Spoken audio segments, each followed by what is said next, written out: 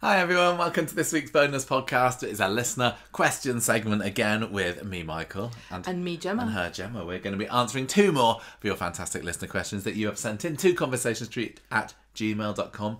Well, that is our email address. And Gemma, there's a Halloweeny one coming up later. Are you excited for this? Tis the season of Halloween. It is next week. We just got it in early, haven't we? Because we thought it was listener question time, and why not? So thank you to our listeners for sending in very timely questions. Well, the first one isn't, I guess, but it probably was sent in. Oh no, I think this was a recent one that was sent in by Joshua. I think this came in last week's email, and we didn't have time to talk about it then, but we have. Now, Gemma, let's kick things off with Joshua's question. What's he got to say? Let's use what? The common nickname Joshua's. Says, if you were in a producer's What seat... is that? It's normally Josh, isn't it? But Joshua. Okay. If you were in a producer's seat, how would you reinvigorate Victoria Street? If I could, he says, I would introduce the tattooist as a recurring character, open the snooker hall, and the gym Dev and Sharif owned would turn into a dance studio for Glenda. That's a really good idea. I love the idea of... Do you know what? Since COVID and the actors have not had their tattoos covered by the makeup department, I've noticed quite a few characters have more tattoos than they would normally, perhaps. Yes. And so maybe having a tattooist would make sense. I don't know. I mean, maybe. These actors are quite a tattooed bunch, aren't they? Some of them are, right? I mean, I can't remember what it is, the percentage of the population that have got tattoos, but it's surprisingly high, isn't it? Well, I mean, what was it? I saw Bethany had a couple of tattoos on her. Did she? When she was doing her Halloween costume today. I don't feel like I'm missing out not having one, but you know, I've never been that much of a daredevil. No, I know that I don't like things even I liked 2 years ago. So there's no point in me committing myself. Yeah, you were just a random. No, I'm far too flighty, and my taste changed. You know what I say? Famously, don't like favourites. The idea of having favourites, so having something on my skin permanently is like a no-go. There's nothing I've ever liked continuously through my whole life that I would ever get tattooed anywhere. Excuse me? My whole life? Well, no, I've not known you your whole life, exactly. But you've not got sick of me yet. Well, you have. What would I get? Like your name or your face? Oh, get it classy, a face, of course. Anyway, look, this isn't what we're talking about. We've got off track already. We're barely even 3 minutes into the podcast. Would you like a tattooist on there? I don't know. It feels like, with the tattoo parlour, to me, it feels like, yes, there may well be one there. I like the look of Victoria Street. And it looks kind of a bit grimy, doesn't it? And a little bit... In some ways, it looks a bit back alley-ish. Yeah. Parts of it do, and other bits look a bit classy. But I think they were kind of going for Northern Quarter vibes with it, weren't they? It kind of gives me that kind of feeling. So I totally get how a tattooist could be there. But it does also feel like, from a storyline perspective, it's a bit of a waste of space. Like, how many stories, how many scenes have there been with characters going to the tattoo artist in the past, 7, 8 years since Victoria Street opened? I can count them on one hand. 26% of the population of the UK who are adults. Quarter of people. Have a tattoo. But I tell you what, those 26% have got 100% of all the tattoos, because they've always got more than one. They often do. They can be a bit of a... Addiction. It can spread. I don't know. I mean, I suppose it kind of boils down to the idea of, do we want Victoria Street to stay as it is, as a place that is kind of sometimes walked down and there might be the odd business, or do we want it to be something thriving? I really like the idea of making it a big part of Coronation Street. Do you? But do you know what? I think it would be a good idea for the council of Weatherfield Council, as they know, to just rename it Coronation Street. What? What would you think of that if that happened? What, if they just extended it? Canonically create Victoria Street to be Coronation Street? Because I think there's a bit of a stigma. What do you mean? I don't get it. No, there's a stigma about not being on Coronation Street. Like, Coronation Street is this row of streets. It's incredibly small. From the Viaduct to the Rovers. It's such a small street that I don't think there are very many places in the UK that really genuinely have. How many? Like 10, 12? How many numbers are there? What, houses? Yeah. Yeah, it goes up to 13, doesn't it? That With doesn't make couple sense. of extras. There are no places in the UK. There are very, very few places that have so few. I don't know whether that's true or not. I think that's true. Yeah. So why not the council go, look, Victoria, we'll get rid of it. We're going to extend Coronation Street. We're going to make it into a dog leg. Put it up Victoria Street. No, I don't like that at all. I do. I think it's a great idea. No, I think it's a horrible idea. Sign off on it. I like the idea, and I think I do kind of buy into the idea that Coronation Street should mostly still be focused on that original street, on Tony Warren's vision. But it's too big of a cast, Michael. Well, I know. Well, that's another question, isn't it? Like, do we need to have that cast? They can't all live there.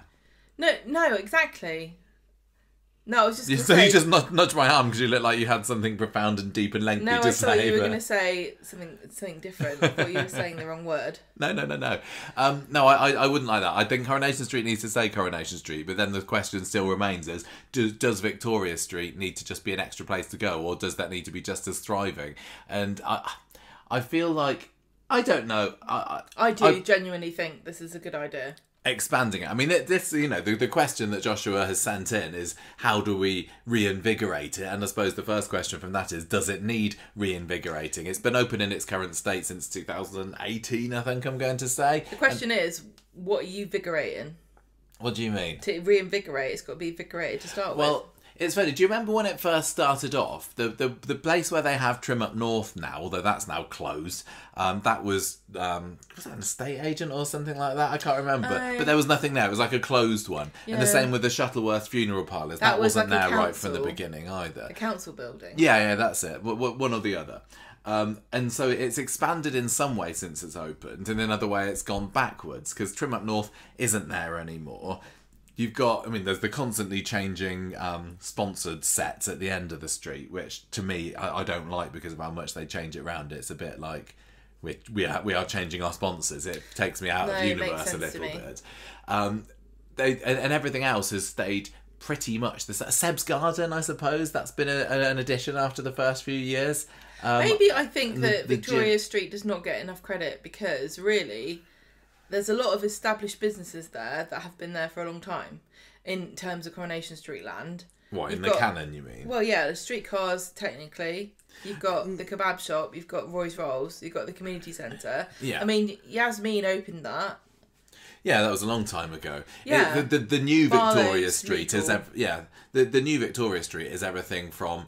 and the flats onwards. So I suppose this question, are we talking about the new bit of Victoria Street or the bit of Victoria Street that's been there for, quarter of a century now, since they opened up the extra bit after Rosamond Street and put Roy's Rolls in and the cab office and everything? In a way, it is very emblematic of what it's like to live in a sort of suburb where you have a parade of shops, because I think... quite often there will be a few shops that are just not used, I think that's not unusual. So having a few that are kind of this looks like a money laundering. Maybe that's one thing we should have, is a money laundering, there is the Cash for Gold place at the precinct, isn't there? Yeah. That's the other part of it. There's many parts to this question, but would a redevelopment of or reinvigoration of Victoria Street, would that detract from anything they're doing at the precinct? Because equally, one might say the precinct hasn't got much going for it at the moment, other than it's got a play part where sometimes sit and have a sad swing sometimes, and maybe one person lives there at the moment. It's bizarre. Because we do see the precinct a lot. It just seems to be being used as the place where characters go when they're leaving the street. Yeah. There's not the police station or the hospital. But actually, in terms of businesses there, the bakers, Sweetie Nuff, sorry. Freudian slip. The Cash for Gold, the charity shop. None of it we see. None of it we see inside. And you could say, well, what should be reinvigorated first? I mean, what would you say? Because I think that I get the feeling that Victoria Street is doing okay, but it's 3 years into it now? The precinct seems to be floundering a bit. It's interesting. How far away would you think the precinct is? Well, we saw from earlier this year when Craig went off on his little police drive, didn't he? And then he did a very long drive, and then he got back to the precinct and then got his head claved in. And then also you had... what was that other scene when Liam and Dylan were out joyriding? No, who was it joyriding? I've lost track now. Brody, and then they ran into Tyrone. Yeah. Yeah. Oh no, although it was Carl, wasn't it? He drove into them in the end. But So they were driving around Traffic Park, so it's a drive. Trafford Park. Yes. That's what I said. I thought you said Traffic Park. No. It's possible that there's more than one Sweet Enough outlet. We've got a place in Southampton called Sprinkles, and there's a few branches of Sprinkles, and they're a drive from each other. It's an ice cream place. It might be an idea to have more than one branch of Sweet Enough. I suppose that reduces the cost of designing something. Yeah, and then it would be justified to have a set. I think out of all the places in the precinct that I'd like to see inside of, I think probably Sweet Enough is top on my list. Do you think they just went, we can't have another cafe restaurant? Maybe, but I am a little bit sick of all the scenes that are in Roy's. That just seems to be the place to go when they want to show characters during the day, shove them in Roy's. Young, old, anywhere in between. So I quite like the idea maybe of having a Sweet Enough branch, franchise, or whatever the word is, down Victoria Street. Do you think it would make it feel more real if there was more than one of it, or would it just feel like, I don't know. It probably would start to feel a bit, or to begin by feeling a bit, well, they obviously run out of ideas then. What about... But you're right, it does happen that way. What about a Freshco's, corner shop? I would definitely, a Freshco's Express, I suppose would be the word for it. I do like the idea of that. I want, but then if you got Sainsbury's literally a stone's throw away, then... Would they get mad? It's not whether they would get mad. It's like, really, canonically, would you have a Freshco's Express and a Sainsbury's and Deb's close to each other? Think about where we used to live. We had a shop at the end there that had a butcher's and a post office.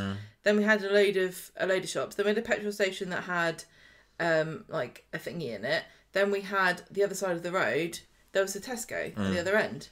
There were three places to buy food up there. Okay, well, groceries. I'm all in favour of expanding the number of places that characters can go just to have casual scenes, because I don't think any of them actually ever go to work in any way. They just seem to be slacking off most of the time, aren't they? But I suppose you do have to consider with any of this, could they actually have room for the sets? And having just recently... We don't care about that. I know we shouldn't care about that, but having recently just extensively toured the studios, they don't appear to have that much space in there. If they wanted to say, well, we're going to build this shop, this shop, this shop, this eatery here, there's only so many shops that are there. There's room there is for shops or whatever. So they'd mean having to get rid of something else. I think they've almost expanded outwards more than they've got enough room inside build the sets for. Right, tell me what's there now. So we got streetcars, we got builders' yards, we got you got Seb's Garden. I'd get rid of that. I think sorry Seb, no offence, but 4 years have passed. It served its purpose, and you've already got Victoria Gardens, literally 10 metres away from it, haven't you? A much nicer sitting place, might I add.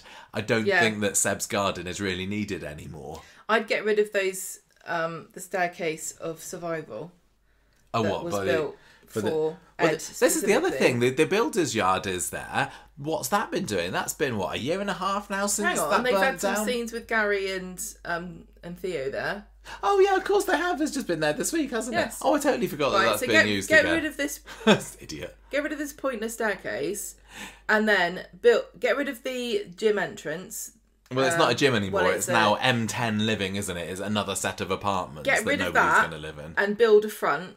And then inside that, have a set of a business that we're going to introduce. There is room to have, I think, another on-location set, isn't there? The same way that they film Preston's inside the building, and they do with the community centre as well. It feels like they probably could squeeze something else in there. But yeah, the M10 Living apartments, it kind of makes sense to be there. But again, it's just background, isn't it? Nobody lives there. We don't need anyone to live there. In that tiny little cluster, we've got Victoria Court, we've got Red Bank, and we've got these other apartments. These days, student apartments and flats are being built up like nobody's business, aren't they? But it's a bit boring. I miss having the gym. I think if they put a reception area with a vending machine and stuff, you could have people meeting and talking to each other that wouldn't normally. Thing is about Corrie is you've got to have places that are transitional where people can meet each other that wouldn't normally meet each other, that aren't necessarily outside. Yeah. Anyway, what else we got? We got Shuttleworth. That's fine. That's really good that that's a new thing that they've put in there. That works well, and they go through stages of using it, and then you go for ages without using it. Yeah. Yes, it has led to more humorous funeral scenes, which aren't everybody's cup of tea. Out for that. But I don't particularly mind there being a funeral. If enough people die, why not? It just means fewer church services, I suppose. You got Victoria Gardens, which is good. Prima Donna. It's funny. Like back in the day, it just felt things like changed a lot more, didn't they? Because Prima Donna started off.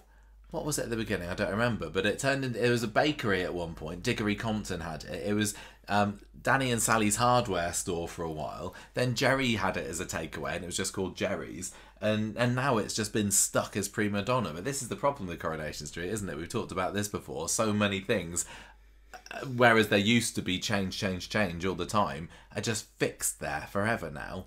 I don't particularly have a problem with Prima Donna, apart from... Yeah, I don't particularly have a problem with Prima Donna, other than the fact that that's been there for an awful long time. It's like the complete opposite of what I've been saying about the sponsor shops. Roy's Rolls isn't going anywhere, is it? Even, once Roy is no longer with us in the show, I'm sure that there'll still be a cafe there. You got the community centre.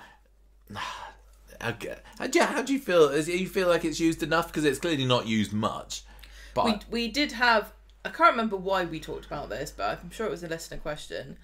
And I said I had all these great ideas for what you could use a community centre for. And I think that Corrie really is underusing the community centre, because there are so many things that they could put in there. Like now I help out at a community centre, and so there are so many things that could happen there that would be a way of people talking or meeting or hanging out that isn't food. And I just think that Coronation Street is such a lazy, easy way of like putting characters together to go, oh, they're going for a meal. I don't think that people can afford to eat. I know it's silly to moan about it, and it kind of feels a bit like nitpicky, but it also doesn't feel very realistic that everyone's always going out for dinner. It's not something that we do. If they were to say... No one can afford this anymore. If they were to say, well, everyone's going around the community centre all the time, that also doesn't feel realistic. Yes, it does. No, Michael. Because I don't think many people do use it. No, I'm telling you, there are groups of people who use it, and they're probably 90% of the people. Like a core group who use it all the time, and then like an extra bunch of people. So what you do is you take people that it makes sense to put in there, like the mums and the retired. This is what it is. It's retired people, people who are immigrants who who want to like establish roots in the country and like want to give back to the country that's welcomed them in. And then you've got people who are retired, and also religious people. Those are the groups of people that use community centres. People that are lonely, who want community, literally. So like Brian, Mary, Billy, Dee Dee, like someone like Lauren. Yeah. Definitely. Gemma and her children, Chesney. Yeah, I wonder whether I'd like the community centre more if one of the characters owned it. Again, like when Yasmin was in charge of it, it felt like it was a place that belonged to the cast of characters. And at the moment, now it's just a bit... It's anonymous. Yeah. But then you can have people like planning, like, oh, what we're going to do? Or we're going to plan an event? Or, like, oh, Billy, help us plan the Christmas fair. They do have it a bit. I suppose it just doesn't seem as, exciting and dramatic and sexy and... gripping storyline plot-wise as let's all go and paint some pottery together. But then equally, that kind of thing is the sort of thing that... Yeah, I know you can. I'm saying that's not the sort of thing that is going to get bums on seats to watch the programme. It's not going to make the front page of the soap mags, is it? Unless the kiln catches on fire or the pottery and the whole place goes up in flames. I think it's one of those things that if it's not part of your life, you just don't think it exists. I don't know. I think that having a character owning it might do a good job, but I honestly at this stage wouldn't particularly care if they didn't have it at all. Exercise thingies. Yeah, they could turn it into a little gym of sorts, couldn't they? Like Pilates and like they do prayer groups, Pilates, lunches, craft days, children's things, after school clubs. Which is what we do. Club. That would be really good to get all the kids together. Get rid of that bloody school set. I don't know where that is. I don't even know if that is a set, but I bet they have to pay for that if it's not. I think it is a set. Make it an after-school club. Well, that explains why children of different ages would be hanging out together, because in real life, unless you're related, you don't hang out with kids that are a different age. But I don't think people are crying out for that many more storylines involving the children. Coronation Street insists upon it, and so let's give them somewhere to do it. That makes sense. Okay, carrying on down the road, we've also got the Barlow's Legal Services. That's fine, I guess. We don't see it too much. There is that Langtree IT Solutions building as well, isn't there? Which is downstairs from the legal office. Do you think it's a front? Do you think it's like maybe a money laundering? Maybe it is. We've never seen anything going on there. So there's a potential for a new business to go in there. We got Trim Up North, Abandoned. We got Speed Daal. Speed Daal seems to be the most used and most well-established business on Victoria Street, doesn't it? You know, the new Victoria Street. So I definitely don't need that to be closing anytime soon or changing. There's the snooker hall. And I really was hoping when we had those scenes in the snooker hall, 5 years ago was it now or more? That was a brilliant place. And I think that you were saying that we need somewhere the characters can hang out more that's not related or not revolving around food. I think that having some kind of nightclub, nightlife sort of place that's a bit dark and grimy would be a really nice contrast to the very high-class bistro and the somewhere in the middle Rovers, which is also... It's certainly not Spit and Sawdust anymore, is it? No. So what would you think about having a nightclub-esque sort of place? Somewhere a bit more darker, with a few more shady corners for villainous people to lurk out maybe, but also for the kids to have a good time. Carry on doing the rest of it. We got the tattoo shop, we got the tram station, we got the tattoo shop. Oh yeah. The tram station, we got the pop-up shop now that's been on screen was Costa, was the travel shop. And we got Sainsbury's as well. And we've also got the Victoria Gardens. Yeah. So there's plenty of kind of businessy, publicy kind of places. But residential wise, like I said, we've got quite a lot of apartments there. You got the Victoria Street, you got Red Bank Apartments, you got the M10 Living, but then nobody lives there. Nobody lives there. That's what we said. Well, nobody lives at number 12 Victoria Street as well, which is another. That was a place that a couple of characters, I don't remember who it was now, were eyeing up maybe 5-6 years ago, but nobody's ever lived there. And then you got a couple of flats above things, like above Streetcars, above Rose Roy's, Prima Donna, Builder's Yard. You got a couple of flats up there.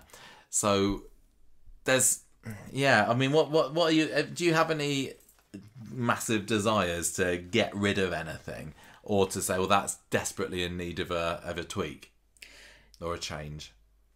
What I think is that at the moment, Victoria Street feels very much like an afterthought of it is like the overflow car park of Coronation Street. Yeah.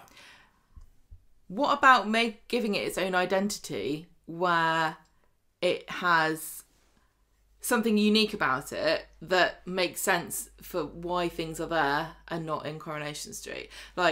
It could just be the shopping area, which, it's a shame they put the precinct in there, because I think Victoria Street could have served that purpose.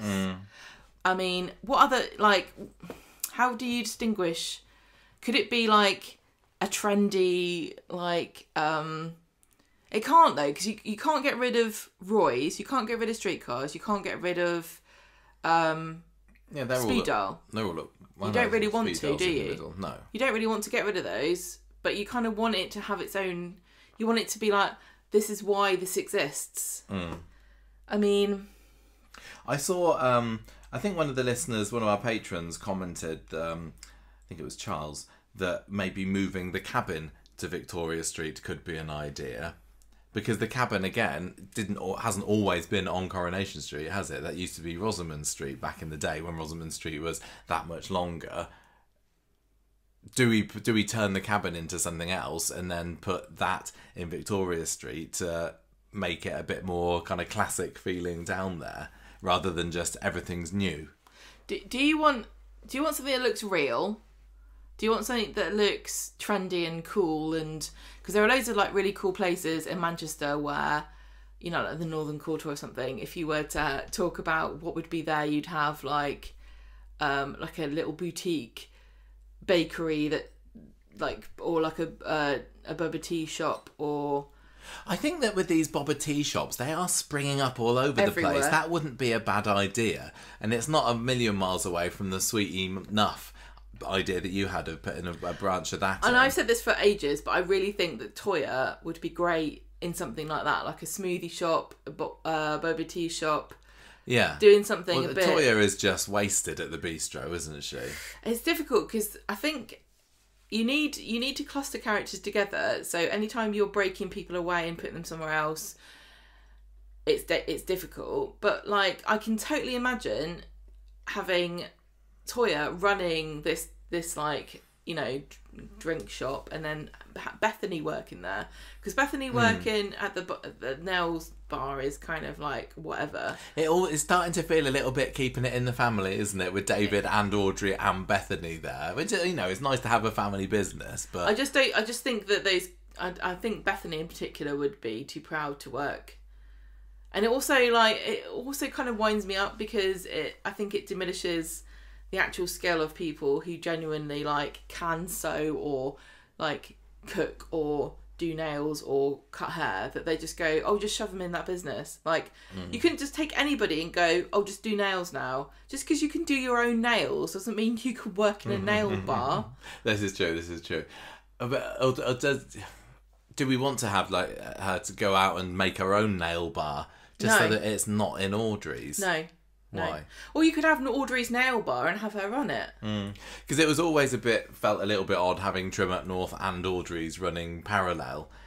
And Audrey's went very quiet for a while, didn't it? And Trim Up North was the place to go to get your hair cut, and now it's just completely reverted back. And it's a shame, because I enjoyed the Trim Up North set. A beautician's would make sense, actually. A beautician's separate from the hairdressers. Yeah.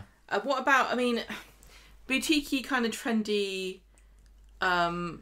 bougie places make sense for what Coronation Street is, but what it wants to be is not quite there, is it? It doesn't want to be as middle class as it is. Yeah, I think that if they put too many trendy shops in, you're going to risk people saying, oh, look, you're just trying to chase the latest fad. This isn't what Coronation Street's about. It's about gritty, down to earth.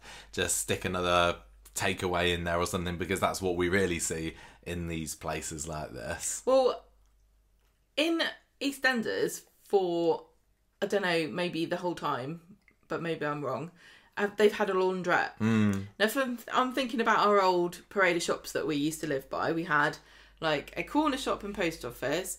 Then there's, like, a vape shop and IT place. A pizza place, which they don't have on Corrie. You've got they sell pizza in Prima Donna, though, don't they? Well, they've got a vet's, a laundrette, a pharmacy... there's 2 Indian takeaways, there's a hairdresser, a charity shop, and then you've got you got a good memory for that. A bike shop, isn't it? A bike shop and a petrol station. Yeah, I don't think they're going to be putting a petrol station down there.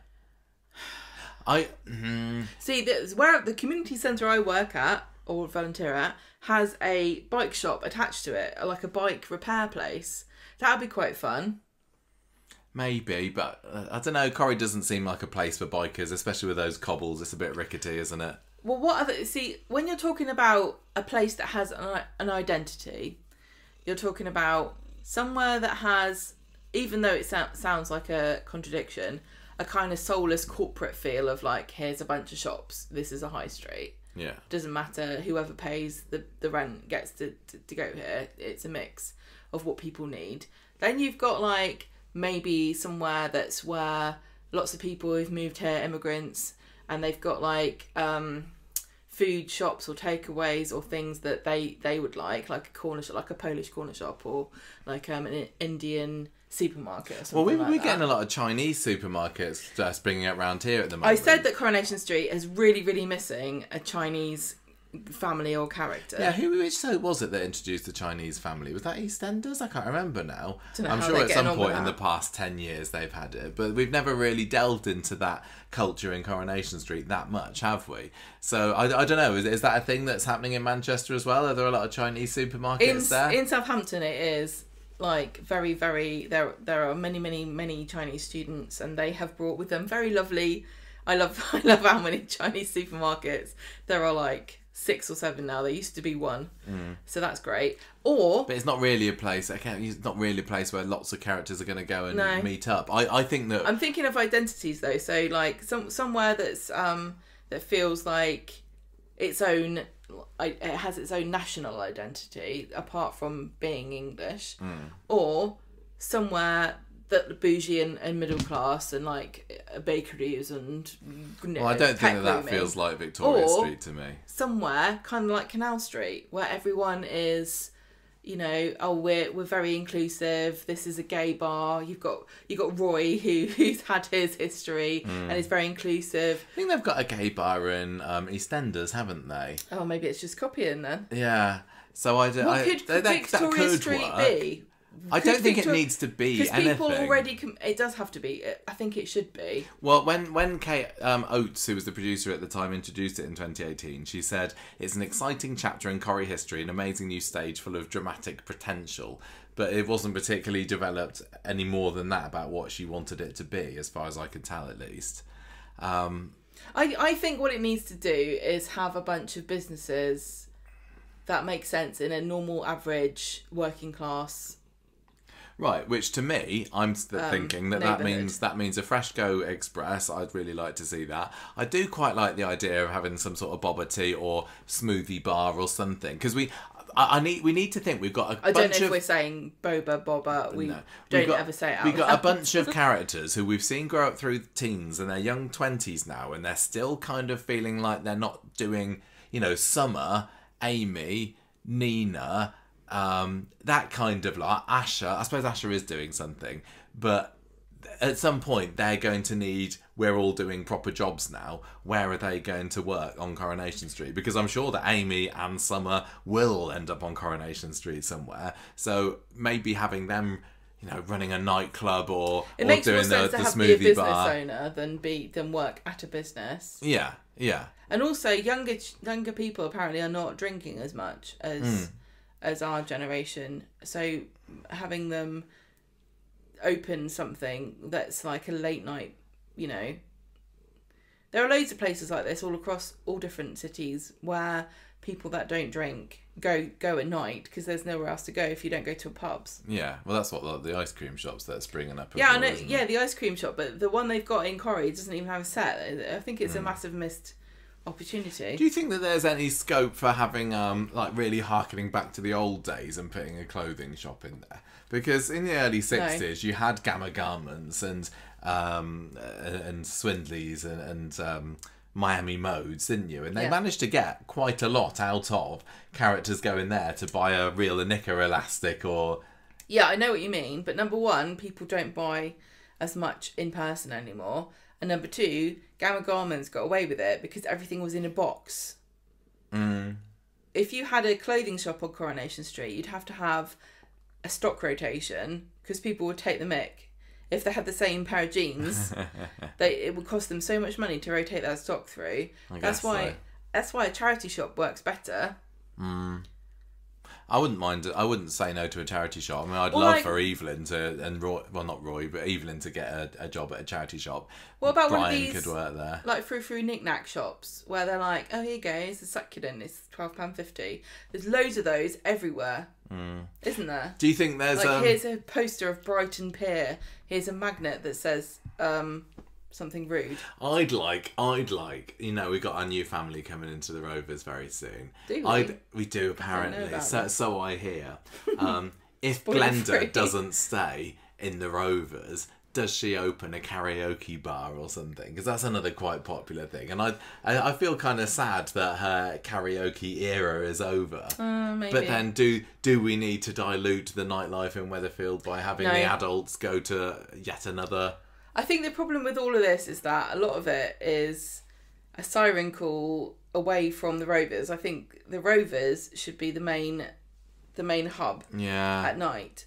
And Coronation Street suffers, but that's not the case. So to have like all these alternate like hangout spots for drinks and food, even though we're saying like, oh, it's a great idea. I still think that the snooker bar turning it into some kind of youth-ish, like young trend, like the Rovers is quite old timey, isn't it? And I think that people in their early 20s might prefer, or late teens, to go to down in the snooker hall, which has now been converted into a nightclub, a lot more than the Bistro or the Rovers. What? So you know that Speed Daal goes down and the snooker bar goes down. Yeah. So we know there's like supposed to be some kind of cavernous area underneath this shopping street. Why not turn it into one of these food halls? Right. You know what I mean? No. You know, in Chichester, there's a place called Ghost at the Feast, and they have yes all these kiosks. Yeah. That would be a really good idea, if I do say so myself, because you can chop and change it. You keep the set the same all the time. You have toilet open her, smoothie bar or whatever. You have a new character come in and go, here you go, blah, blah, blah. You have like a Chinese student who comes and says, hey, look, my parents are giving me a load of money to open a Chinese bakery or like whatever. I suppose the problem might be you wouldn't be able to show the full scope of this sprawling food hall because they wouldn't have the set in the studio to do it. It'd just be stuck in the same corner. How about I suggest and I nobly sacrifice the hospital. The hospital set. Yeah. Even the prison set. We've looked at both of these now, and I'm telling you, there's enough room to put a food hall in either of these, and it would immediately make more sense. It feels like it would need to be busy if they had scenes there, and it would feel very empty. Get rid of Speed Daal. Have Speed Daal as a kiosk. Have a central area for seating, and then have people come and eat in the middle, because it makes way more sense. Honestly, one of the things we make fun of the Coronation Street characters is acting like they're having some kind of amazing night out when they go to Speed Daal or the Bistro. It's the only place. It's boring. Most people want to eat somewhere different. Well, more people than Coronation Street characters want to eat somewhere different. So if they had like a fun noodle place, and also another thing that really bothers me as an aside, is the amount of times in the bistro they're eating things that are not on the menu. I know what the menu is. It's weird. It's very limited. I've taken photos of it every time I've gone, and it's always the same. The menu never changes, but the food they eat in there always does. It's never something off the menu. Have them eat in the middle of this food hall, and then get rid of the bloody bistro set. Even they're not going to do that, are they? This food hall idea makes sense to me. I do like that idea, but it would possibly require lots of characters to suddenly have a passion for starting up a food stall. Loads of them do. Yeah, I know, but I suppose you could say, do the owners of these stalls need to be characters themselves, or could we just have some background characters, have some supporting artists be the servers, You'd need too many extras, probably. Well, you could have a few, and then the main action is where everyone's sitting.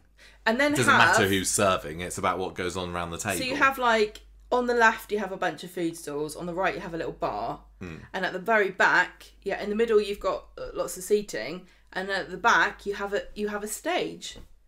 Oh yeah. Then you can have events there. You can use that instead of having the Select used to be in the Rovers, or the, what's it called, the hall. Yeah, the Mission Hall. Mission Hall. There's nowhere like that now where everyone sits in little chairs like they're in church looking at a stage. There's nowhere like that. No. And even Emmerdale's got that, hasn't it? Because when we went on the tour there, they got the community hall or whatever it is. The community centre is too small for this, and this has been one of my big arguments to expand the community centre. If you're not going to do that, Get rid of the hospital set. I think the hospital set would be a noble sacrifice. Set. The prison set is big enough for what I'm suggesting here. A little stage. I think this is a great idea. A little stage. Glenda can come. They can have the boring children's, like, what's it called? Little Big Shots. Little Big Shots Christmas Jamboree or whatever. Great idea, Gemma. Well done. Yeah, I like that. I was kind of wondering, you know, with Seb's garden and the fact that it just feels a bit empty, that area. You suggested putting a frontage and having some kind of shop there. I wonder whether like a car wash or something might work, because you've seen a lot. Yeah, it could be a sexy car wash. You do have a fair number of those appear, don't you? You know, drive it. Yeah. So maybe a car wash could work. So again, possibly money laundering. No offense to any Polish car wash workers here. Would they have a vape shop on Coronation Street? Nobody vapes on Corrie. They don't, do they? They have a smoking area in the Rovers, which is only used for emotional heart-to-hearts. Yeah, but that would be the real true reflection of what we've seen a lot of, an explosion of in the past decade, isn't it? Getting a vape shop on there. Yeah. But I think that would be somewhat dodgy territory. I don't know why they're being po-faced about it. Everybody vapes on all the actors. Lots of the actors do, don't they? So we hear. And everybody... Yeah, there's a lot of vaping going on, but I think it would probably be a bad look if they did that. Therapist, maybe? I'm just trying to give Toya a job, I think, to be honest. I've already given her a job. She works in my food hall on her bubba tea stand or whatever. And would you want anything done, I suppose, final question, residential-wise? Do you think that some of the characters who are maybe taking up too much space on the main street itself should move there? It just seems crazy to me that they've got these 3 blocks of flats, but how many characters actually live in flats? You got Kit, who lives in Red Bank. You got Sarah, who's got a flat in Red Bank. You got Gary and Maria's flat. You got Nick and Toya living together, and I don't think anybody else lives in the flats. So, especially considering Manchester, the explosion of residential housing in that city has the majority of it been city centre flats. Yeah. Okay, well, I think probably your food hall idea, your underground food hall, is the idea that's inspired me the most. But I still think that a nightclub, some kind of edgier set, would be quite good for me. Well, they could turn it into a nightclub. Yeah, get rid of Seb's garden. Get rid of... Do something with Trim Up North. I'm kind of leaning towards turning it into a Freshco's Express. Definitely keep the tram stop the way it is. I'm not fussed about having a tattooist as a character. I mean, it gives it a bit of an edgy look, but and I don't particularly need stories, because how many stories can you have surrounding going to the tattooist? I love the way you say tattoo. I like the way you say theatre. You put down board game cafe. You could have board games as like part of the food hall. Like every Thursday we have a board game. That wouldn't be a bad idea. That really wouldn't be a bad idea. And then you could have Roy and Brian and Mary come out and have a scene. Yeah. I think the main problem is there's lots of frontages. They've almost been a little bit too ambitious with that and the precinct. Yeah, and there is not the studio space to build actual things inside unless we sacrifice the hospital set. The other consideration is that we're going down to 5 episodes of half an hour a week next year, and so you're losing half an hour's worth of content. Yeah, you're going to have to consolidate some of this stuff. You can't be adding more things. It's just going to be bleak and sporadic, which is why I do think getting rid of Speed Daal and putting it into the food hall would make sense. Get rid of Dev's, get rid of the kebab shop and put it in this food hall. Well, I mean, he's selling the chippy, isn't he? We could have a your fries only stall. Yeah. I just think if you're gonna have characters going off and eating all the time, have them do what people do when they go out for food a lot, which is not to go to the same place all the time. Yeah. Okay. Well, I mean, we've got some ideas there. Imagine how many fun scenes there would be of like Audrey and the rest of the Platts sitting in this food hall, and Audrey's like, "What is this again? Did you say this was competitions between the stalls?" Yeah, people having like poaching each other's ideas, or like opening a rival business. Like Leanne could have opened a rival like smoothie shop for. I just think it would be quite fun. I just think overall, does Victoria Street need a reinvigoration? On the whole, I'd say no. It's pretty much fine. However, Trim Up North has got to turn into something at some point. And I really, really, really don't enjoy Seb's Garden. So they'd be the main bits that I'd want to change, I think. Seb's Garden is a bit of a travesty, really. It's just kind of it's space. It's a collection of pots. It's a collection of pots and screens, isn't it? And the Queen's Red Robin tree. Yeah. Yeah. Anyway, that's our answer to your question, Joshua. I hope that somewhere in there's some answers for you. Pet shop, of course, we can throw out there as we always do in these situations. But yeah, I think we'll go with the food hall answer. That's my conclusion after 45 minutes of discussion. Are you ready to move on to our next question? So this is our Halloween question. Thank you very much, Joanna, for indulging in Gemma's greatest pleasures and passions at this time of year by sending something spooky in. Joanna would like to know, if you had to survive a horror movie with Corrie characters, who would you pick? Imagine it's a vampire, ghost and zombie movie, and give us 3 characters you'd pick for each. Well, I don't know whether we're going to stick to 3 because we can very rarely stick to rules like that. Also, you could add slasher movie to this, couldn't you? Because that's a genre of horror movie. I mean, you're the expert, aren't you? I've been watching a horror movie every day. I'm kind of bored of them now. Oh, what? Yeah, they're all the same. Keep your enthusiasm up for the next half an hour, Gemma, at least. So let's start with vampire movie, which is what Joanna said first. So what if we're in a vampire movie? I don't think I've seen many of them, but what are some of the key things you would say would be a required skill for surviving in a vampire movie? You've got to have a victim, like a sexy victim, haven't you? What, someone that we can sacrifice and like cast, say... Vampire movies... That can stay, well, stay behind and get a bite in the neck. Vampire movies, I think, are generally about a main female character who has a bunch of friends. Oh, I'm fine then.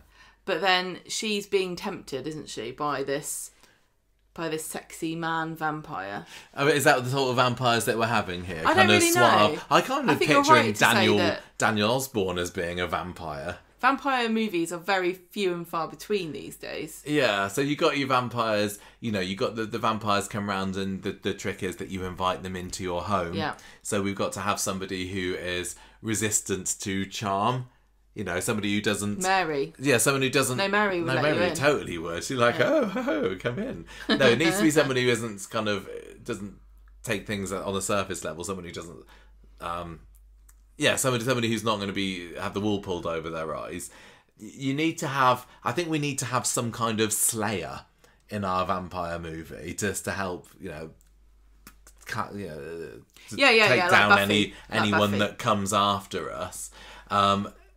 I don't know. So the characters who's going to resist the charisma and charm of a vampire. I'm kind of thinking, do we invite Billy along to this? Billy would be... He'd be there with his crucifix, wouldn't he? He'd be the expert that told you how to defeat the vampire, but then died like 2/3 of the way in. Oh, okay. So he'd be useful. Yeah. But only to some extent. He'd tell you what to do, and then he'd sacrifice himself to help you escape. Okay. I think Slayer-wise, I'm also thinking like Gary might do a good job of that, because he's got a couple of notches on the old gravestone, hasn't he, already? Is that the phrase? Not at all. That doesn't make sense. I don't think he generally He's bumped off Rick Neelan and Rana accidentally, and I think that he will go off and clock someone around the head with a 2x4 if he needs to, and this would be the perfect excuse. He's probably got some great tools in his yard there for staking up a few vampires. Here's a question. Do you think that Northerners are naturally resistant to vampires because they don't take any nonsense? What do you mean, come into my house? No, they're very friendly up north, aren't they? They're like, come in for a cup of tea, Count Dracula. Do you want to come in for a hot pot? Whereas down south we'd be like, no, I'm afraid you can't come in. My butler's preparing some tartar. Who else kind of Slayerish would there be? Abby. So I was thinking Abby would be better for a zombie movie. I can just see her ploughing through Okay. crowds of the undead blasting their brains out. She'd love it. Yeah. Yeah, so I was thinking Gary or Theo or someone would be quite good at this. I'd be perfectly happy to sacrifice Theo at the end of the movie, just before we get to the rescue spot. Hang on a minute, isn't Theo a vampire? Is he an emotional vampire? Oh yeah, maybe. I think he is the vampire, and I think that Todd's the victim and Gary's the slayer. Okay.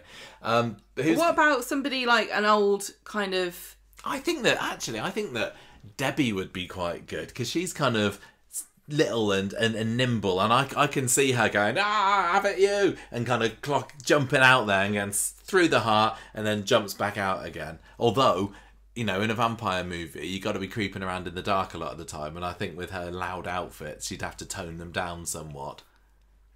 Yes, yeah, she'd be too much of a target. But vampires do like fashion. I can see her being kind of nimble and wiry enough that she could get in there and finish somebody off. Talking about the enthusiasm, not current characters, because we don't necessarily have to do current characters. What I was thinking of. I think that Norris would be really good at finding out who's the vampire.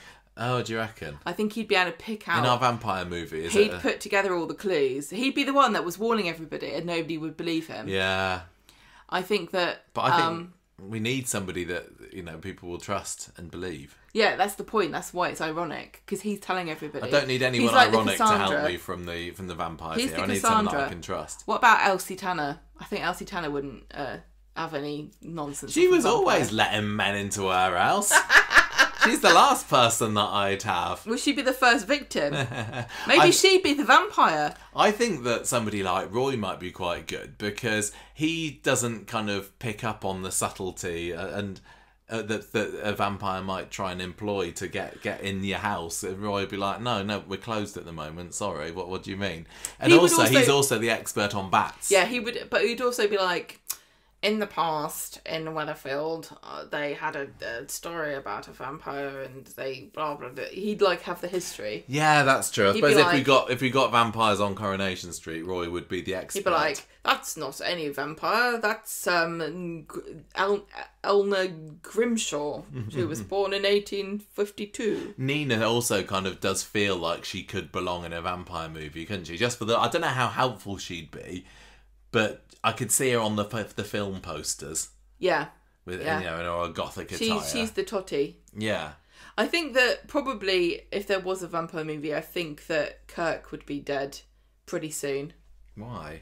I just think he's too dumb. I think he just get eaten. But is it not just usually the ladies that are the victims more often in a vampire movie? It depends on who's the vampire. I suppose we have a vampiress, couldn't we? Yes. Yeah. Well, who are we picking then? Who's our vampire team of defenders? Defending Michael and Gemma from... What about Adam? Why? Could he do anything, ever? Stop trying to think up uses for Adam. You'll be saying Ronnie Bailey next. Ronnie Bailey, I'd have him in a zombie movie. Okay, well, we're not on to that one yet. I think that Roy would probably be a good bet, because you need an expert on these things. And he's clever and knows about bats, so I think he'd be right up there for me. I'd have Roy, Billy, and I'd have David as well, because I think there's always the comic relief, and he'd be sarcastic. So we're not going to have any ladies here? No. And we not get anyone... I'm the main character. We've not got anyone to sacrifice here. No, someone's got to turn, after me. The vampire's after me, because I'm the sexy one. I'm the sexy lady, you're my husband, and then the other three have got to help us. I'm sorry to say you might die before the end. Oh, what? Yeah. Okay, so we got our vampire movie helper-outers. Yeah. Ghost movie, so... People don't generally tend to die in ghost movies, do they? No, I don't know. You're the expert. What kind of ghost movie is it? Is it like, I can imagine the Black Bull Butcher who lives in the snooker hall. Snooker hall, of course. Yeah. You'd have a team of investigators who'd go down there to find out whether he's really real or not, and then maybe they would succumb to various booby traps or like treacherous. Like, oh no, there's barbed wire here. I've just fallen in it and now I'm dead, kind of thing. Yeah, I don't know. I mean, Brian would definitely. I'm thinking that, you know, we've got some characters already, like Brian and Mary, the obvious picks for people who know about the paranormal. We got Bernie. Bernie would be like, oh, my crystal's coming off my neck. Bernie's kind of woo-woo doesn't necessarily feel the same as paranormal. No, she'd be like, does it? "Hey, Dev, I think the vibrations in here definitely tell me that there is a spirit. I can sense it. My chakras are all out of whack." I think because Mary and Brian have been reading this Inexplicable magazine, haven't they? So I think one or the other would be pretty good. I like the idea of Mary and Bernie. We haven't seen them together, but they're not a whole lot. Would their crazy be too much? Yeah. Would they hype each other up too much? Mm. You need a straight man with those two, don't you? Do you think that Mary? Yeah, which one of those two would like? We'd need a medium character, wouldn't we? You know, someone who is spiritually attuned and would be able to sense them coming. And I think Mary, to me, feels like the best bet. It'd be quite funny to have Evelyn in there. It's like, this is all crap. Well, often these kind of films do have a skeptic character in there, don't they? But we don't. They're not going to help us out much. No. What are we being saved from in a ghost movie? Is it scared to death, or is this poltergeists going on here who are just going to be lobbing things at us? I don't know. I think that maybe let's say it's like a mixture of a poltergeist and kind of like a demonic spirit that pretends to be a child, but actually it's gonna suck you into hell. I'd kind of like to see a Corrie ghost film with some of the kid characters playing in supporting roles. Who would be a creepy kid? I think Hope would probably be quite good at that, actually. She's too old now. Is she? We need them to grow a new crop. Well, I mean, you know, Doran won't shut up. What if in amongst Doran's babbling one day, he starts delivering these messages from beyond the... You're going to die soon. Yeah, and then it's like, what do you say, Doran? Yellow van. Oh, okay, that's fine. Maybe that's how it starts, but I don't know whether Doran would be the best person to save us. See, I wonder whether... I think that Kirk would be quite good here because he's so empty-headed and there's plenty inside there to possess. So he's such an empty vessel. Maybe the spirit goes inside him and is trapped and can't find a way out because it's just so cavernously empty inside his brain. It's like a labyrinth. Yeah. How do you defeat ghosts in ghost movies? Or is it just a case of you need to get out? Normally... So are we trapped inside the remnants of, I don't know, M10 apartment building, and as soon as we get out, then we're okay. So do we just need someone that's, you know, good at, you know, getting you out? I don't know. What happens? Normally, what happens is the ghost has a terrible secret that you find from clues dotted handily around whatever haunted house you're in, and then once you work out how sad they are, you kind of acknowledge they're sad, and then they piss off. Okay, so maybe Toya, she could sympathise with the ghost, couldn't she? It's the ghost of a woman who had a secret baby. There's loads of those. There's loads of those back in the past, isn't there? There would have been loads of like sad women who had to abandon, you know, their babies or. Yeah, I mean, it's a bit. It would be interesting to have a. I don't think there is anything like this. Like a ghost story set in the north, based on the history of some of the tragic things that happened to working class people. Well, the ghost of a tragic mill worker that lost his limbs. Oh, no, they made one. It's called The Full Monty. I forgot. So we also need someone in a ghost movie who's going to keep their nerve, aren't we? Somebody who's quite brave. And that's maybe a point against Dev, because... Sorry, not Dev, Kirk. I was thinking of Dev as well, because in that scene with the Black Bull Butcher, they both got very scared of Carla's projection. So who's a kind of brave character? Lisa or Kit. Yeah, maybe. Kit would be great, but I think Kit would like pour water on it because he'd be like, "This is crap." Yeah, that's true. I think Lisa's Lisa's good at investigating, and then you need a ghost investigator. Lisa would probably allow herself to get a bit scared because I think Kit puts on a front and he wouldn't believe any of it, no matter what. Like if you could show him like a ghost coming out of a dead person and coming and like moving a Ouija board or whatever, and he would still go, "Nah, no bollocks, don't move it." Whereas Lisa would be like, "Yes, that seems true to me." Also, she's great. You know, she's got the great blonde hair, great contrast in the darkness. Her emerging with her white face and her blonde hair, looking scared. That would get good in the posters. Very good visuals, yeah. Great cheekbones for dark lighting. So have we got like a top 3 characters here? I don't know, have we? No, I don't know. I think we're kind of going all about... How about Bernie and Mary with Lisa Swain? Okay. Bernie and Mary to be the They're ones like the that true are telling believers. us. And Lisa's We need like somebody the who's muscle telling us when the ghosts are coming. and the skeptic. Yeah. Okay, well that could work. I still quite like the idea of Kirk being involved somehow. Kirk's the ghost. The sacrificial lamb to be possessed, but I'll happily do the other ones. Or, you know, we didn't... Did we end up with Billy in the last lot? Because you kind of need...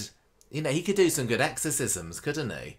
Don't you think? You know, if somebody's going to be possessed, if we are possessed in this ghost movie, I kind of want to be exorcised pretty quick. So having a vicar on board wouldn't be a bad shout. I know it's more a Catholicism thing, but I'm sure he'd be able to give it a good shot. I do think if anybody has been ordained on the internet, it's going to be Bernie. Well, wasn't Kirk ordained in some way so that he could marry Daniel and Sinead in that Victoria Gardens thing? Maybe we could just have Ivy Tilsley and she could do the exorcism. I'm sure she'd be brilliant at it if you want a proper Catholic to do it. I think I will have Billy, actually. I'm going to have Billy and Mary and Lisa on my ghost story team. Okay. So I'm sacrificing Bernie, as she's not going to be there anymore. Okay, lastly then we got a zombie movie. Which seems to be kind of a bit of a fad at the moment, doesn't it? The zombie movie is the most common horror movie. There's something to do with, depending on who's in power in America, it depends on whether they're zombie movies or vampire movies. Is that how it works, is it? So in our zombie movie, we've got the ghosts of all the ghosts? The zombies of all the recently deceased, maybe long time deceased, Coronation Street characters rampaging down Coronation Street and through Victoria Street and its lovely new food hall, and we've just got to survive, haven't we? We've got to get to some kind of stronghold where we can be airlifted to safety. Yeah. I think you'd have to climb up the you know where Speed Daal is, there's that staircase. Yeah, definitely. There's going to be a helicopter on the roof of Red Bank or something like that. Now, one thing that any of these movies, well, mostly vampires or zombie movies need, is at the beginning, somebody dies so that you know that they're a really evil zombies. And I think the best victim of all time in Coronation Street, who's great at dying to prove the situation is serious, is Maxine. Yeah. Blonde, beautiful, mother. You feel bad for her. I thought when you were going to say the biggest victim in Coronation Street on all time is Alia. She certainly likes to make out that she is, doesn't she? You can just imagine her looking at Maxine on the floor bleeding out going, well, why? Why not me? I think we also need in our zombie movie to have a character who gets bitten but then kind of hides it. You know, there's always somebody who gets bitten and then hides over the wound and just hopes it's going to go away. And we thought this wouldn't really happen in real life, and then COVID happened, and we realised that they're everywhere. Yeah, if the alternative is to just get shot in the they're face, they're going, end your misery. Oh, I did get bitten by a zombie, but there was a party I wanted to go to, so. Yeah. But I mean, I suppose that's the thing in Coronation Street. We've seen, if you've got a health condition, don't tell your nearest and dearest. So it could almost be anyone, you know, when Tim had his impotence problem, or was it his heart problem, or was it both? I don't know. He didn't tell Sally about it. So I think you wouldn't be too sad to have Tim be a victim and sacrificed in your zombie movie. He gets bitten, doesn't tell anybody about it, and then has a horrible death and resurrection, and then gets blown in the face, maybe by you. Blown in the face by me? By a shotgun later on in the film. Well, also in Coronation Street, quite often if you have a medical condition that doesn't kill you, it just turns out to be fine. So it would be quite justified for a character to be like, I've been bitten by a zombie, but it's not an issues-based storyline. I'll be alright. I'm a zombie for now, but I'm just going to have other stories later. People will forget that. It'll just be an entry on Corriepedia, and then it'll be trivia. Yeah, it's actually zombie. Yeah, Tim can die. That's great. Okay. I think that in a zombie movie, it feels like you need a medic. Asher. Of some sort. So it's either Asher or Gadas that we're taking with us, isn't it? Asher might just cry. Or maybe Asher... I think Asher would get too much for her. I think she's already proven she can't hack it. Maybe this whole story that she's got at the moment is leading to her redeeming herself in a zombie-like scenario. No, see, I'm saying give this a check. This is a badass. I think we need a badass. We need a gadass. In a zombie movie, you need someone who's going to be kicking some bum, and I think that she would be a heck of a lot better than Asha would be at the moment. She's got glasses on. She'd just break her glasses, wouldn't she? As much as I love a her, nerd. I'm going to say she's not making it to the end of the film. No, she's really, really not. But I can totally see Gadass rising above this, cityscape, the sunset going behind her, and she's there, and she gets airlifted away. No, that's what I'm saying. She wouldn't. No, Gadass would. No, she wouldn't. Why? Because she's not a main character. I thought you said Asha wouldn't. No. Oh, okay. Well, that's okay. Gadass She can be a doctor that does some she heroic act of... She nobly sacrifices herself, and we were like, thanks for that, see you later. Yeah, that'd be fine by me. Like I said earlier, I really see Abby as being an ultimate zombie killing machine. She's had her heroic moments. This year they do seem to have turned her into a bit of a hopeless romantic, but I think this could be the reawakening, and I could see her with like the Rambo headband wrapped round her and the khakis and the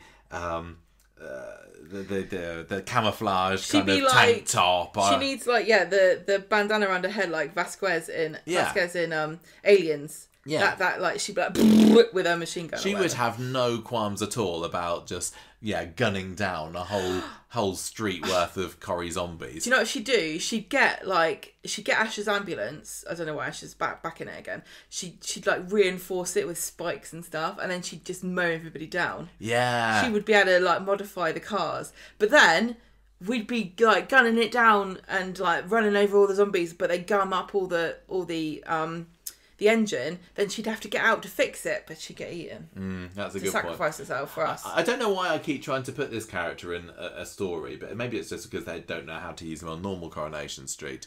But zombies like brains, right? So I think that having Kirk in a zombie movie would be quite helpful, because there's nothing to go for there, is there? They'd like get to him and go, their brains. Oh, Kirk.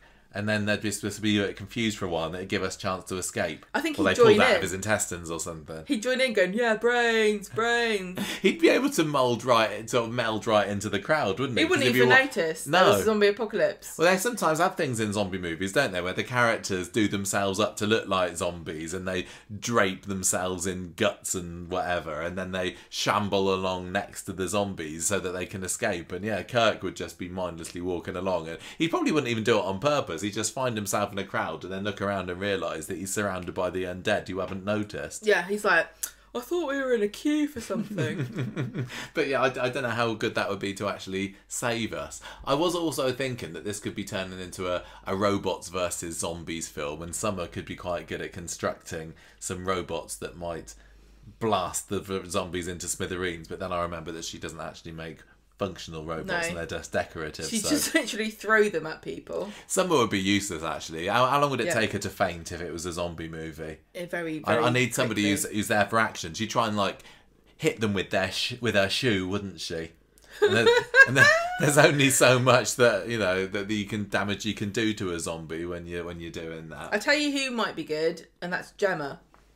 Gemma might be good. I think the mother of 5 children has got no time for nonsense, right? Well, she's good at crowd control, isn't she? Yeah. And what more is taking down a bunch of zombies than child minding on steroids? She'd be like, right, everybody, it's time for bed. Turn yourselves around. Go upstairs. Everybody get in bed. Brush your teeth. And all the zombies would be like, oh. I think there's quite a lot to choose from on this. It's just people who know, because Corrie's got such a strong cast of bolshy, scrappy women. Yeah. We're sport for choice almost. I think Glenda would also be really good if you gave her a shotgun. She's the sort of character who could really dramatically pump a shotgun. Now, I see Glenda as being a bit of a Pied Piper, a Hamlin kind of character. And that would be amazing. Singing them off, and then they'd be following behind her. Get her on the roof of the Rovers doing karaoke. We all escape up the side of Red Bank Apartments onto the thing. Yeah. We get airlifted away, and she's there just singing.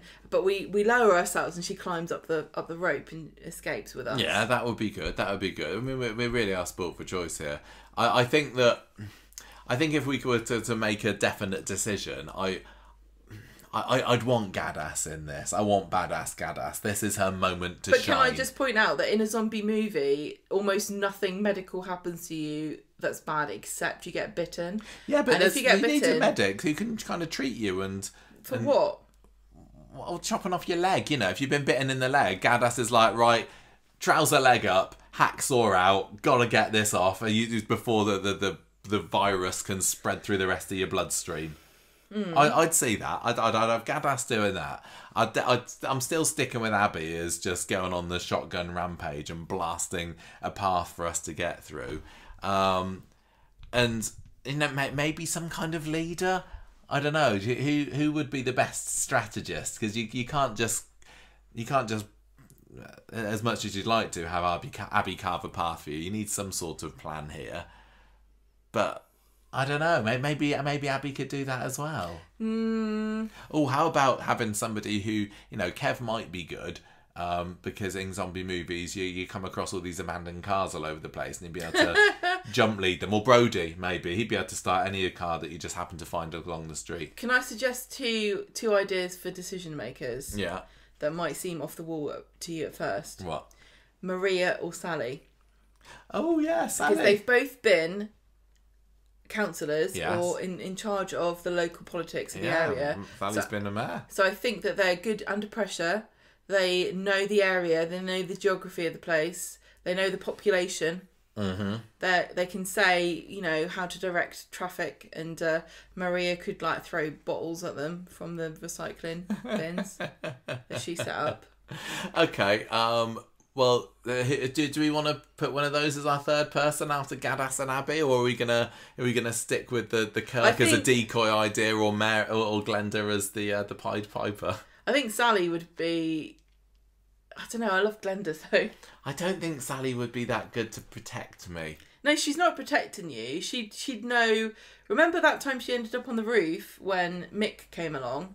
Yeah. She knows. That's true. She knows a good hiding spot. She can run around and scurry about. Yeah. Okay. Well, let's throw Sally in there just to a final one. So we got a whole load of women in there. See, that's why I didn't mind having a load of blokes in the other one, because I knew it would end up balancing out. Okay. I mean, you mentioned. I know that that Joanna didn't suggest it, but you were thinking of a slasher movie as well. Have you got any ideas there to rescue us from the this knife-wielding maniac? I think that if there was a slasher movie that happened on Coronation Street now, it would be Becky who turned out to be the murderer. Why? Because she's too the much new... Becky hate. Right, because look, there's a formula to slasher movies. There's always a group of people and one of them's the murderer, right? And usually it's the person you suspect, because it's like a double bluff. Right. So it'd be her, because she's the new person, and she's trying to kill everybody so she can get Lisa and Betsy back. So she's the murderer. So you need Carla, number one, on your side, because she's obviously the nemesis of Becky. Okay. And Roy also, because he would not take any nonsense, and he's good with a bat. Yeah, he is with his cricket bat, isn't he? Both sorts of bats. Yeah. Maybe he'd use his cricket bat to hit the inside of the brewery and dislodge all of the nesting bats that are in there. They fly at Becky, and she's like, "Oh, not my hair!" And then Carla pushes her over, and then we need a third person. Well, it's like slasher movies to me. I always think that they have these wily teens that end up taking down the murderer, don't they? So shoving in somebody like Summer or Brody or Brody Nina, would work. maybe. Brody's Brody's he's the involved... kind of the Chad character that would end up. Well, he's also involved in nefarious deeds and slightly adjacent to Kit and that kind of. It's the car theft thing. Yeah. So maybe that. Maybe Becky and Brody are kind of in cahoots, right? But at the last minute he betrays her. I wonder whether, if this is a slasher movie, whether we have anyone related to the knife crime story in Coronation Street. I don't think they're quite the same. No, it's not quite the same, but, when Sally was going for Mayor of Weatherfield, she pledged to tackle knife crime, and...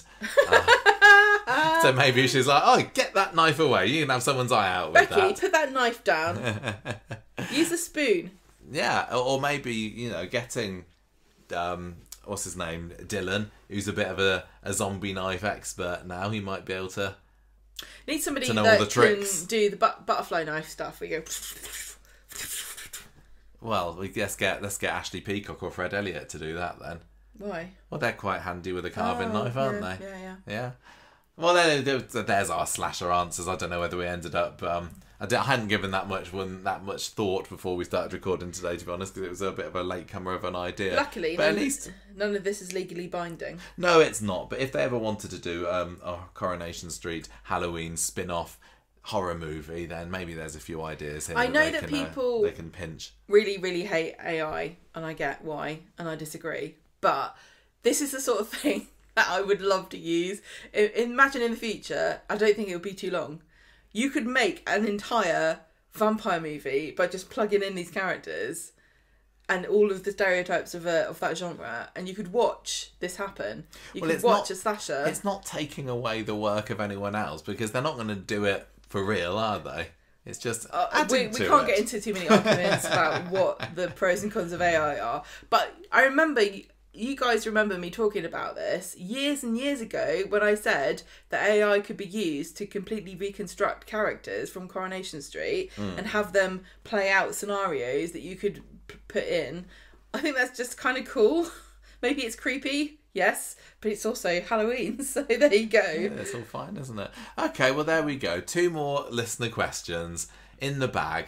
We've dilly-dallied around and waffled for the last hour and a quarter or so, and there may be some answers in there. But I think it's time that we drew it to a close. I would really like to watch the zombie movie set in the food hall on Victoria Street. Okay then. Well, there's your request. Yeah. Right. If anybody's got any better ideas, which I'm sure there are some of you out there that do, then write in, leave comments in the podcast, send us an email, comment on the YouTube video, however you're listening to this. Let us know, what do you want them to do with Victoria Street? Do they need to do anything with Victoria Street? And do any of the ideas that we came up with spark anything for you?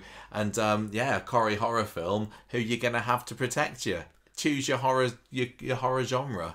Zombie, ghost, werewolf. We've not even talked about that one. Just do it. Yeah, I'm interested because it's a kind of fun thing to think about. But we're going to leave it there. Thank you so much, everybody, for listening. We'll be back this weekend with our normal podcast. So hopefully you'll be able to join us there and hear about everything we thought about this week's Corrie.